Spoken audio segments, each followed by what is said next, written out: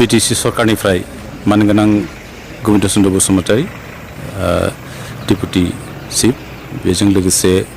जोंना स्पिकार मानगोनां बेनिफ्राय EM सासे MCLA बिथांमोना फैनानै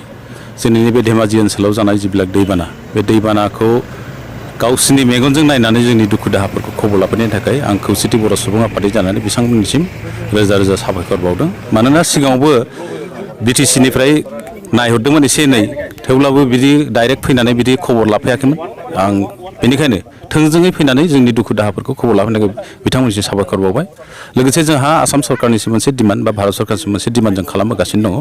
गासै आफादफ्रानो खौसेथि बर' सुबुं आफादाबो दा आसामनि जिबिलाक दैबाना समस्या बेखौ मोनसे राष्ट्रीय समस्या हिसाबै घोषणा खालामनानै बेखौ पार्मानेन्ट मोनसे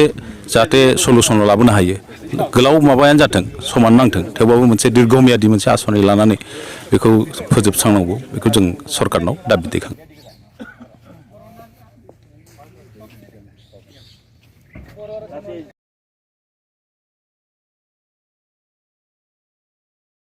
जों BTR सरकारनिफ्राय साब्रै थान्दै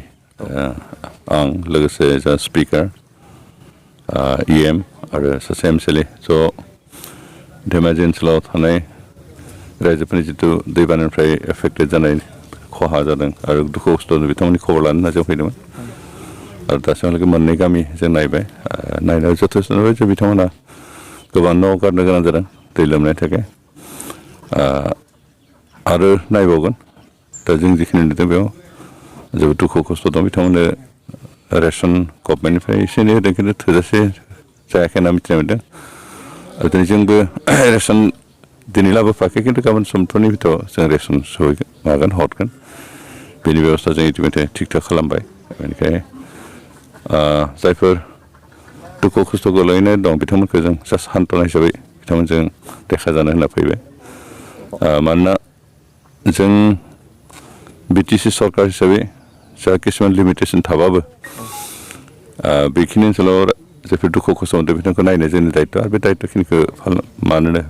मावफुंनो जों दिनै नुजाथि फैदों मिसिं अट'नमास काउन्सिल मोरे परिषदीय समष्टि गतिके मैं व्यक्तिगत आको आन्तरिक अभिनन्दन जनाइছোঁ যে একেসকলে এই সময়ত এই বানপানীৰ সময়তো একেসকলে এই অঞ্চল চাই গৈছে গতিকে মই ধন্যবাদ দিব লাগিব আশা কৰিছে আৰু ৰাইজেও যথেষ্ট সঁহাৰি দিছে একেসকলে অহাৰ কাৰণে ৰাইজে সঁহাৰি দিছে ৰাইজে ভাল পাইছে